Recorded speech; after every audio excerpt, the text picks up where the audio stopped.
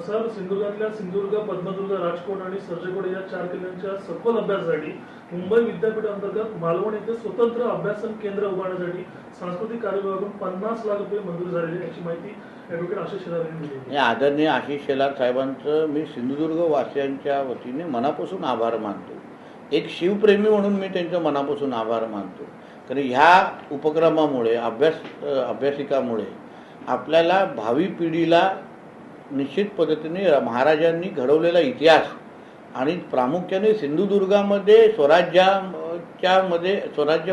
स्वराज्याच्या एकंदरीत स्थापनेमध्ये सिंधुदुर्गचा सहभाग हे अभ्यास करायला भेटेल, माहिती संकलन करायला भेटेल आणि त्याचबरोबर भावी पिढी आणि जे काही येणारे जे पर्यटक आहेत त्यांनाही त्या निमित्ताने उपलब्ध राहील.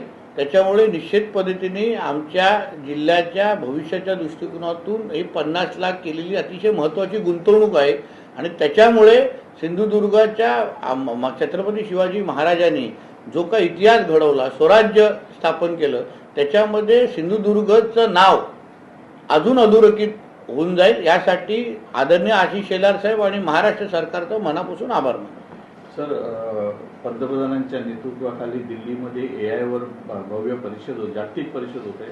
त्यामध्ये महाराष्ट्रातून विशेषतः सिंधुदुर्गचा उल्लेख होणार असं आदरणीय पंतप्रधान नरेंद्र मोदी साहेबांच्या नेतृत्वात आपला भारत AI कृत्रिम बुद्धिमत्तामध्ये जे काय वाटचाल आणि घोडदौड करतोय त्याच्या बाबतीमध्ये काही दिवसापासून दिल्लीमध्ये सेमिनार घेतले जात आहेत, एक्झिबिशन होतो आहे.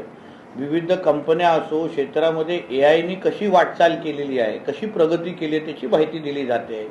त्या AI समिटमध्ये महाराष्ट्र पॅव्हिलियन जे महाराष्ट्र सरकारने तयार केलेलं आहे त्या महाराष्ट्र पॅव्हिलियनमध्ये मार्वल कंपनीला आपलं काम प्रदर्शित करण्याच्या दृष्टिकोनातून त्यांना संधी मिळालेली आहे आणि मार्वल कंपनीने सिंधुदुर्ग जिल्हा जो महाराष्ट्रातला एक ग्रामीण भागातला जिल्हा आहे त्या जिल्ह्यांनी AI मध्ये आर्टिफिशियल इंटेलिजन्समध्ये केलेलं काम या बाबतीमध्ये सगळं प्रदर्शन दाखवलेलं आहे.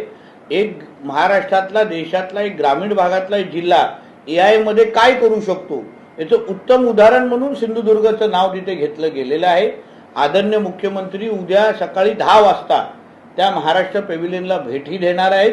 तिथे मी स्वतः उपस्थित राहून एकंदरीत त्या पूर्ण AI सिंधुदुर्गची माहिती अजून मुख्यमंत्री साहेबांच्या पर्यंत पोहोचून अजून देश पातळीवर कसं जाता येईल आणि सिंधुदुर्गामध्ये AI आर्टिफिशियल इंटेलिजन्सच्या बाबतीमध्ये झालेलं काम अन्य जिल्ह्यांपर्यंत कसं घेऊन जाता येईल यासाठी मॉडेल जिल्हा म्हणून सिंधुदुर्ग जिल्ह्याचा अभ्यास करण्याच्या दृष्टिकोनातून केंद्र सरकारची नीती आयोग पण अभ्यास करत आहे आणि मला विश्वास आहे या AI समिटच्या नंतर सिंधुदुर्गमध्ये झालेलं AI संदर्भात काम ह्याचा अनुकरण अन्य जिल्हा पण निश्चित पद्धतीने करतात.